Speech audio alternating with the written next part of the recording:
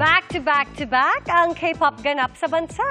From New Jeans na nag-concert kagabi, pupunta rin ang 2NE1 sa Pilipinas sa November para sa kanilang comeback concert. Makichika kay Aubrey Carampel. Oh my God! Balik bansa ang K-pop girl group na New Jeans na pinangunahan ang Ultimate Fandom Concert sa Pasay kagabi.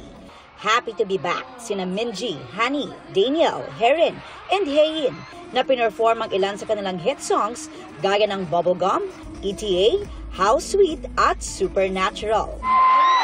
December last year nang huling bumisita ang New Jeans para sa Asia Artist Awards na ginanap sa Philippine Arena.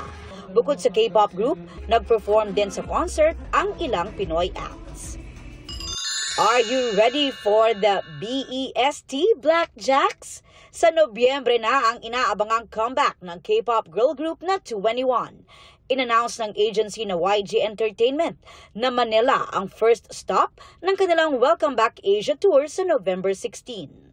On fire ang Blackjack sa good news na excited na sa reunion ng 2NE1 members na sina CL, Menzi, Bom, and Dara for their 15th anniversary. Philippines, are you curious?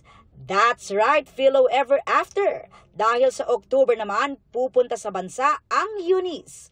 Ang 8-member girl group ay kinabibilangan ng Filipinos na sina Elijah at Jelly and Phil Korean na si Hyunju. Sa post ng Universal Records Philippines, wala pang eksaktong date at venue, kaya stay tuned.